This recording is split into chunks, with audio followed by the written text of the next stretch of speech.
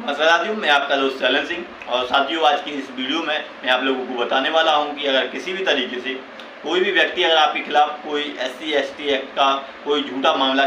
Case कर देता है, आपके खिलाफ कोई भी झूठा मुकदमा दायर कर देता है या फिर आपकी कंप्लेंट कर देता है, आपको फंसा देता है किसी भी तरीके से कोई SC/ST एक्ट के मामले में, तो ऐसे में आपको क्या करना है, कैसे आप बच सकते हैं। या फिर आपको किसी भी तरीके से आपके खिलाफ कोई भी झूठा SC/ST एक्ट का मामला है, आपको तो पता है कि यह झूठा है, तो उसमें अगर आप किस तरह से बचेंगे, आप सज़ा ना हो, आपको किसी भी तरीके से आपको जेल ना जाना पड़े,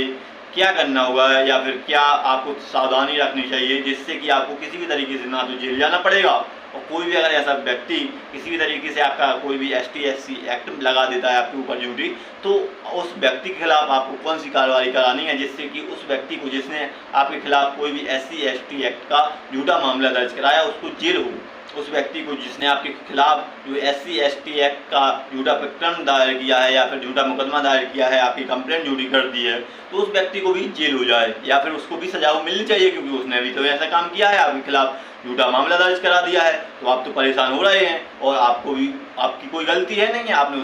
उससे कुछ कहा नहीं है, उससे मारपीट नहीं की है और आपके खिलाफ ST/ST एक्ट लगा दिया है, आपको झूठा फंसा दिया है, तो उस व्यक्ति के खिलाफ भी कानूनी कार्रवाई हो, उसको भी जेल हो। और साथ में जो आपको दिक्कत परेशानी आती है किसी भी तरीके से ना आपको कोई दिक्कत परेशानी आए और ना ही आपको ऐसा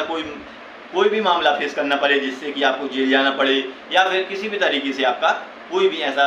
रुपया खर्च हो ज़्यादा जिससे कि आपको आगे चलकर कोई परेशानी आए, क्योंकि ST/ST एक्ट है जो वो बहुत ही खतरनाक है। मैं आपको बता दूं साथियों, आप लोगों की जानकारी के लिए मैं बता दूं कि अब जो SC/ST एक्ट के मामले हैं उसमें सुप्रीम कोर्ट ने यह खास तौर पर दिशा निर्देश दिए पुलिस वालों को कि अगर किसी भी तरीके से कोई व्यक्ति SC/ST एक्ट का कोई मामला दर्ज करा देता है, तो जिस व्यक्ति के खिलाफ ऐसा मामला दर्ज होता है उस व्यक्ति को अब गिरफ्तारी नहीं की जाएगी, डायरेक्टली गिरफ्तारी नहीं होगी। पहले जो इन्वेस्टिगेशन होगी उस मामले में पुलिस देखेगी, जांच पड़ताल करेगी। अगर पुलिस को ऐसा लगता है कि उस व्यक्ति ने या फिर पुख्ता सबूत होते हैं या फिर पुलिस को ऐसा अपनी जांच से पता चल जाता है या फिर पुलिस को ऐसा किसी भी तरीके से लगता है कि उस व्यक्ति ने उसके साथ किसी भी तरीके से ऐसा कोई अपराध किया है, तो उस व्यक्ति की गिरफ्तारी की जा सकती है। लेकिन अगर ऐसा कोई अपराध नहीं होगा और झूठा प्रकरण होगा या फिर किसी भी तरीके से झूठा फंसाया गया होगा, तो पुलिस आपकी गिरफ्तारी नहीं करेगी। लेकिन दोस्तों, पहले ऐसा नहीं होता था। पहले अगर कोई भी व्यक्ति SC/ST एक्ट में किसी भी तरीके से उसका ऊपर मामला दर्ज हो गया है तो उसको डायरेक्ट गिरफ्तारी उसकी होती थी, डायरेक्ट पुलिस जाती थी, उसकी गिरफ्तारी करती थी, पर उसके बाद मामला चलता था, फिर उसकी बेगुनाही साबित होती थी। उसको अगर किसी भी तरीके से अगर वो गुनहगार है तो उससे सज़ा मिलेगी, लेकिन अगर वो गुनहगार नहीं है तो उस पर जो SC/ST एक्ट का जो मामला तो दर्ज हो ही जाता था, उस पर बहुत अधिक उसको बचने की बहुत कम संभावना होती थी और उसको सज़ा होने की अधिक संभावना होती थी। किसी भी तरीके से कोई भी अगर किसी भी झूठा मामला भी दर्ज करा देता था तो भी अधिक से अधिक व्यक्ति सजा जाते थे, उन्हें सजा हो जाती थी। ऐसे मामले अधिक देखने को मिले हैं और मैं आपको बता दूं ऐसा कई व्यक्तियों के साथ हुआ है। कई व्यक्तियों ने मुझसे कहा भी है कि मैं इन मामलों में बेल पर रहा हूं, मैं जमानत पे हूं, क्योंकि उनके ऊपर भी SC/ST एक्ट के मामले दर्ज हुए, फिर जो झूठे थे फिर उन्हें आखिरी में उन्होंने साबित किए और फिर वो बरी हुए। लेकिन दोस्तों, अब मैं बता दूं अब ऐसा नहीं होता है। अब अगर कोई भी व्यक्ति SC/ST एक्ट में आपके ऊपर कोई FIR दर्ज करा देता है, तो जब पुलिस FIR दर्ज करती है उसके पहले ही, FIR दर्ज करने के पहले ही उस जो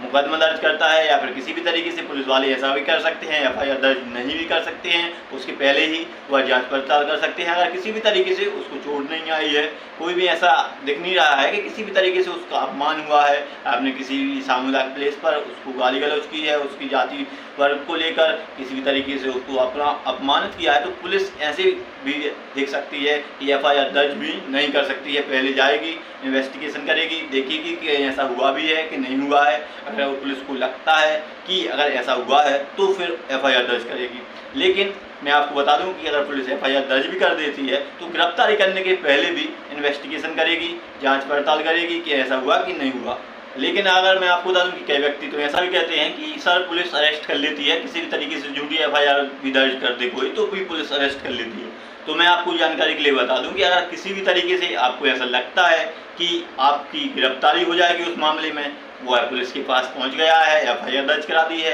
तो ऐसे में आप एंटीसिपेटरी बेल ले सकते हैं। किसी भी तरीके से आपके पास ऐसे सबूत हैं कि आपने ऐसा कार्य नहीं किया है तो आप सबसे पहले एंटीसिपेटरी बेल लीजिए। तो इससे होगा यह है कि आप आगे चलकर किसी भी तरीके से आपके जो सबूत होंगे, आपके पास सबूत होंगे कि मैंने ऐसा नहीं किया है, तो आप जो कोर्ट में जो अपनी बेगुनाही के सबूत हैं, आपके पास ऐसे कोई सबूत हैं जिससे कि आप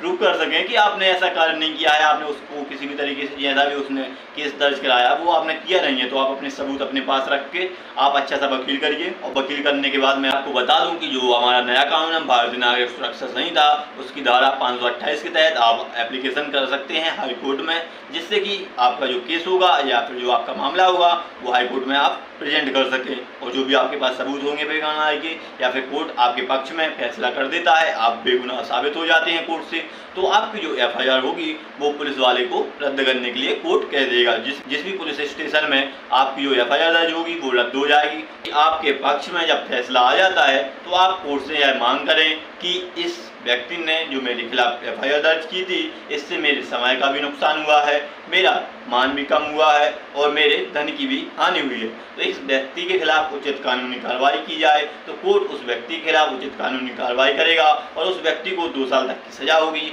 और साथ में जुर्माना होगा। तो अगर किसी भी तरीके से कोई भी व्यक्ति आपको SC/ST एक्ट में झूठा फंसा देता है, आपके खिलाफ झूठा किसी भी तरीके से मुकदमा दायर कर देता है, आपकी झूठी कंप्लेंट दायर कर देता है, तो आपको घबराने की कोई बात नहीं है। आपको आसानी से, मैंने आपको बताया कि अगर पुलिस आपको अरेस्ट भी करने की आपको दिक्कत है कि आपकी गिरफ्तारी हो जाएगी, तो आप एंटीसिपेटरी बेल ले लीजिए, उसके बाद अपना केस प्रेजेंट कीजिए और अपने केस में बाइज्जत बरी हुई और उस व्यक्ति के खिलाफ भी आप कानूनी कार्रवाई कर सकते हैं, उसे भी जेल पहुंचा सकते हैं जो भी आपको किसी भी तरीके से झूठा SC/ST एक्ट में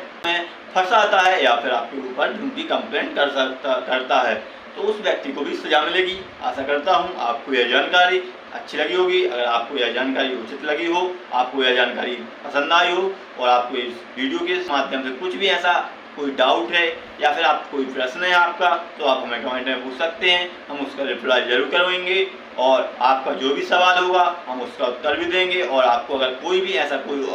किसी भी मुद्दे पर, किसी भी टॉपिक पर आपका कोई प्रश्न है तो वो भी आप पूछ सकते हैं। तो सब साथियों, अगर आपको यह वीडियो पसंद आई हो तो वीडियो को भी लाइक कर दें, क्योंकि ऐसी वीडियो बनाने में समय लगता है और आप जब लाइक करते हैं तो हमें बहुत अच्छा लगता है कि इस वीडियो से किसी को उचित जानकारी प्राप्त हुई है, तो मुझे भी अच्छा लगता है और मैं आपके लिए अच्छी कानूनी जानकारी लेकर आता हूँ और आपको कानूनी जानकार बनाता हूँ। और अगर आप इस वीडियो को शेयर करना चाहते हैं तो शेयर भी कर सकते हैं, जिससे कि दूसरे व्यक्ति को भी कानून की जानकारी प्राप्त हो सके। तो अगर आप हमारे चैनल पर पहली बार आए हैं तो चैनल को भी सब्सक्राइब कर लें, क्योंकि आपके एक सब्सक्राइब से हमारी जो फैमिली है, जो यूट्यूब फैमिली है, वो बढ़ती जाती है और हमें बहुत अच्छा लगता है कि हमारे जो सदस्य हैं वो बढ़ चुके हैं, हमारा एक और दोस्त बन चुका है या फिर मैं कहूँ एक और सहयोगी हो चुका है। तो आप चैनल को सब्सक्राइब जरूर करें। फिर मिलते हैं साथियों नेक्स्ट वीडियो में, तब तक के लिए जय हिंद।